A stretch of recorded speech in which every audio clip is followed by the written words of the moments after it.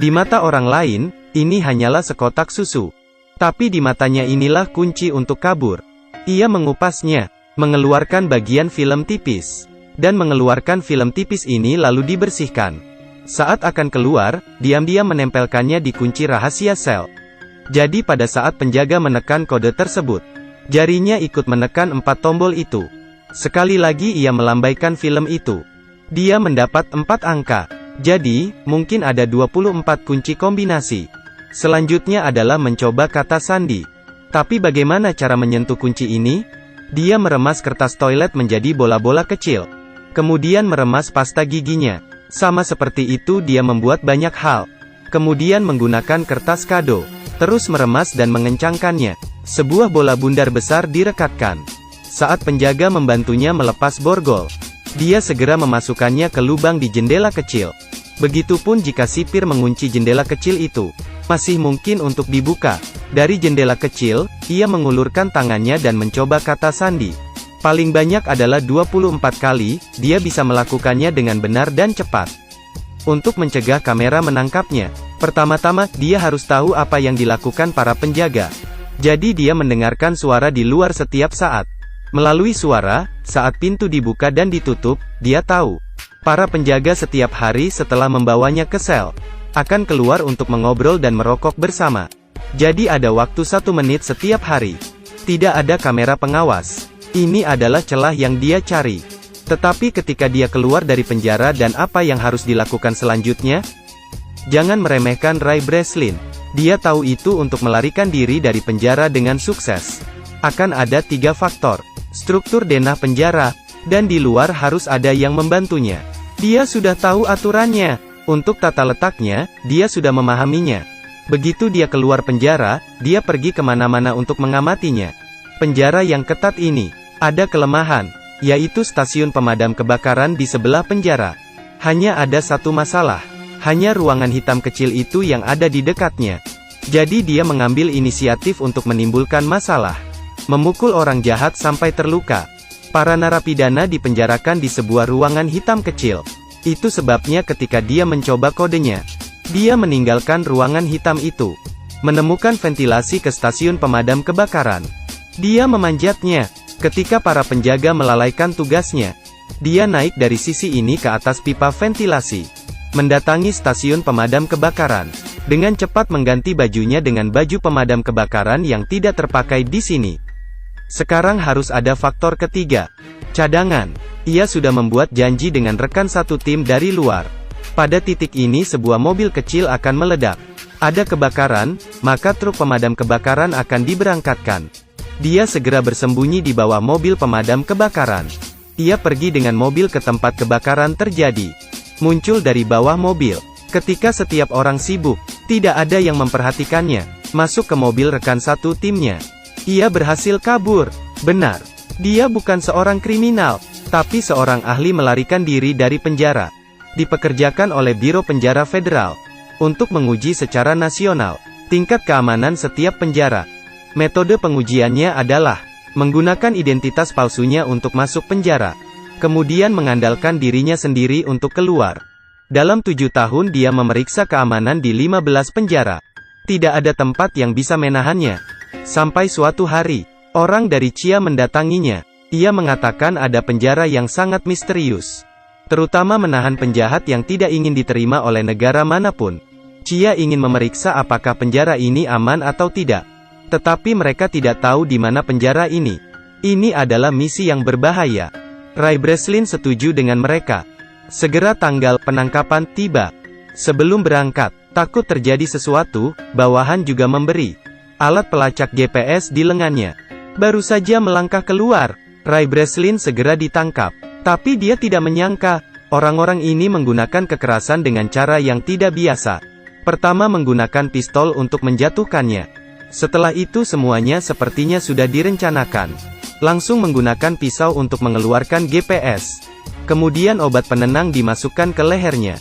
Membuatnya tidak sadarkan diri. Menunggu sampai dia sadar kembali. Dia bertemu dengan seorang kepala penjaga dengan setelan jas dan sepatu kulit. Ray Breslin merasa tidak tahan. Dia berkata bahwa itu terlalu kejam, dia tidak bisa melakukannya. Kemudian memberi isyarat bahwa Sari meminta sipir untuk membebaskannya. Tanpa diduga sipir tidak menyadarinya sedikit pun. Masih menahannya. Ternyata kepala polisi itu bersama satu orang. Ingin merencanakan dan menyakiti Ray Breslin. Ingin menahan Ray Breslin di sini. Terkunci seumur hidup. Ini adalah penjara paling ketat di dunia. Sel setiap orang terbuat dari kaca temper. Narapidana yang ke toilet juga bisa melihat dengan jelas. Tidak perlu menyebutkan tindakan kecil apapun. Sel itu dibangun di udara. Metode penggalian tradisional sama sekali tidak bisa dilakukan. Di ruangan tertutup 100%. Tidak ada yang bisa menyentuh sinar matahari. Jumlah penjaga penjara beberapa kali lebih banyak dari jumlah narapidana. Semuanya bersenjata lengkap. Topeng itu mencegah mereka berbicara dengan penjahat. Ini untuk menghindari tindakan komunikasi pribadi. Penjara ini memiliki ratusan ribu kamera. Ada juga kamera berbentuk lingkaran. Bergerak kapan saja, dapat melihat siapapun yang diinginkannya. Tapi sel ini bahkan lebih menakutkan. Selalu menyalakan lampu yang sangat terang. Jika pernah dipenjara di sini, matamu tidak akan terbuka. Bahkan lebih panas dari sauna. Ini benar-benar penderitaan. Ray Breslin melihat penderitaan di sini. Mencoba mengamati struktur sel. Menghitung cara untuk memecahkannya. Menunggu dia memikirkannya. Dia kelelahan dengan hipoglikemia karena kehilangan darah dan dehidrasi. Tapi dia masih menemukan celah yang dia inginkan. Tidak salah, itu adalah paku keling di lantai. Dia punya rencana. Pembobolan penjara tidak bisa tanpa asisten. Aturan lama, pertama adalah mencari teman baru. Tidak perlu menunggu Ray Breslin tersenyum. Ada seseorang yang datang untuk berteman dengannya lebih dulu. Rekan satu timnya adalah tangan yang berotot. Namanya adalah Emil. Dia sepertinya telah melihat keberanian Ray Breslin dengan jelas. Begitu dia tiba, dia bertanya apakah dia membutuhkan bantuan. Ray bilang dia ingin sepotong logam. Emil mengatakan ini tidak mungkin. Ray berkata jika kamu tidak memberiku, aku tidak akan berteman denganmu. Jadi Emil tidak punya pilihan selain masuk ke ruang interogasi. Dengan panik mengejek sipir di sana. Kepala penjara marah, meminta penjaga menghukumnya dengan siksaan air. Mereka mengambil selang untuk menuangkan air ke mulut Emil. 10 detik kemudian, dia hampir tenggelam. Tapi sekarang dia mendapatkan apa yang dimiliki ruang interogasi. Mengambil tutup lubang. Setelah selesai, dia menyerahkan tutup itu kepada Ray. Ray menganggapnya sangat hebat. Jadi dia bercerita tentang identitasnya sebagai kepala penjara. Dan juga menceritakan pengamatannya, pemahamannya. Ternyata dia tahu, konstruksi di dalam sel sebagian besar lurus ke atas. Bisa dikatakan, sangat mungkin ada tanah. Selanjutnya, suara air terdengar di bawah sel. Dia berspekulasi bahwa ada pipa air di sana. Ini pastinya adalah jalan keluar. Kemudian mereka harus kembali ke sel. Setelah perencanaan, segera mulailah ia mengambil tindakan. Emil bertanggung jawab untuk memulai perang. Ray mencengkeram sepotong roti di tangannya. Dengan sangat cepat petugas datang. Mereka semua dibawa ke sel dengan cahaya terang. Baru saja masuk, Ray segera membuka tutup yang diberikan Emil padanya. Pantulan cahaya yang kuat, bersinar di paku keling. Tunggu sebentar, mengapa hal ini sangat bercahaya? Ternyata dia pernah memolesnya dengan pasta gigi sebelumnya. 10 detik kemudian, 100 derajat Celcius menyebabkan tiang mengembang sebesar 0,03 cm3. Segera muncul, Ray dengan cepat menariknya keluar. Kemudian melakukan hal yang sama dengan 3 kancing lainnya. Selesai. Dia memasukkan roti ke dalam mulutnya. Pada saat yang sama mengisyaratkan perhatian Emil. Emil mulai berteriak. Seperti yang diharapkan, kepala penjara segera menoleh padanya. Ray segera berdiri, menempelkan roti kunyah ke kamera. Memblokir pandangan. Lalu dia membuka lantai itu. Turun ke bawah. Dia turun ke ruang di bawahnya. Kemudian memanjat pipa air. Menunggu dia naik ke puncak. Membuka penutupnya. Keluar. Dia sangat terkejut dan tercengang. Ini tidak di bawah tanah seperti yang dia duga. Tapi itu adalah samudera yang tak terbatas. Dia berada di dek kapal tanker raksasa. Selain itu, ada penjaga di mana-mana. Kabur ke laut? Tidak mungkin kabur. Dia hanya bisa kembali. Padahal mereka sudah tahu lokasinya. Tapi dia pada dasarnya tidak bisa memikirkan cara untuk melarikan diri. Terkurung di tengah laut. Sangat sulit untuk terbang. Ini adalah sebuah pikiran yang dangkal. Kepala penjara menemukan paku keling. Menemukan upaya melarikan diri oleh Ray Breslin. Memulai penyiksaan untuk mengasingkannya. Dia baru saja pergi tidur. Para penjaga segera mengetuk jendela dan mencegahnya tidur. Menunggu sampai dia sangat lelah sampai dia pingsan. Para penjaga datang untuk memukulinya lagi. Memukulnya sampai dia sadar kembali. Alhasil, setiap hari Ray Breslin selalu dalam keadaan koma. Setelah sedikit nafas, dia pingsan. Tidak lama setelah itu, ia perlu pergi ke dokter. Setelah pemeriksaan, dokter mendecakkan lidahnya.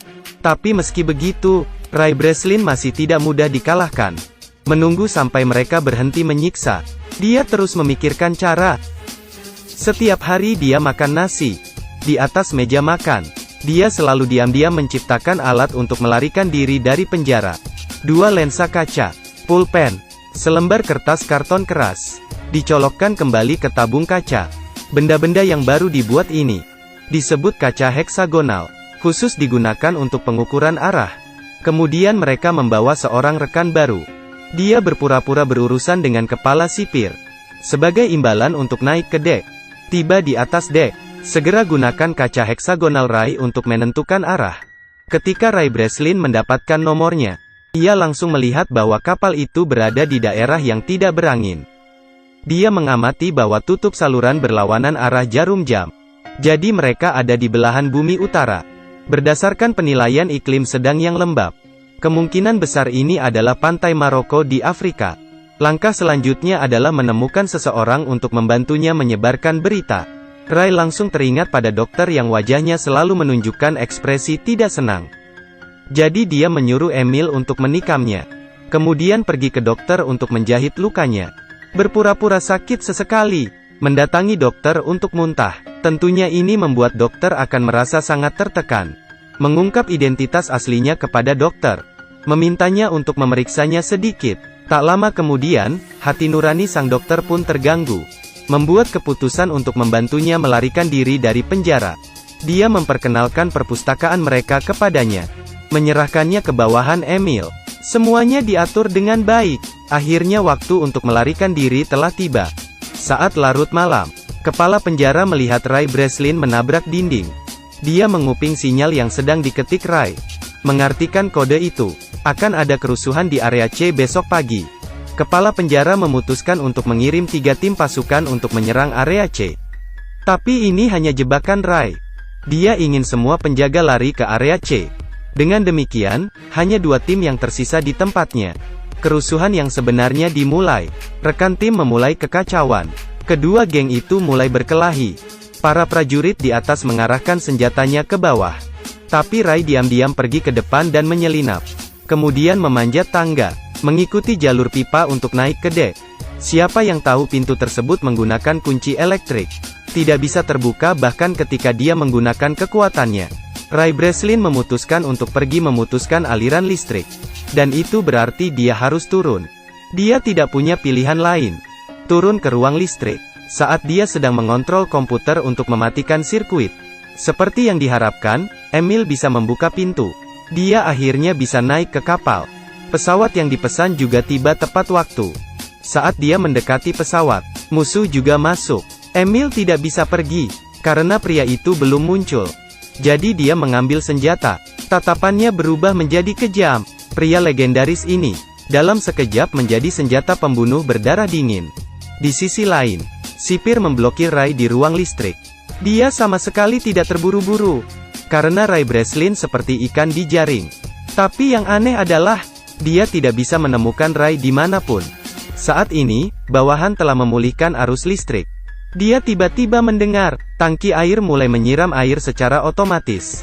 Senyumnya berangsur-angsur memudar. Dia lupa langkah penting ini. Ray Breslin memang ada di tangki air. Tangki air baru saja dibilas. Dia segera hanyut ke dasar laut. Ray muncul ke permukaan. Emil melihatnya di saat yang tepat. Turun dan menjemput dia. Sipir juga telah mencapai dek. Ray Breslin ditemukan berdiri di atas tangga.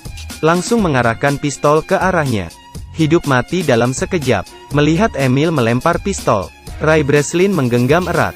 Dengan segera menembak. Tangki minyak di bawahnya. Kepala penjara menunduk dan melihat. Kata "kurang ajar" belum diucapkan.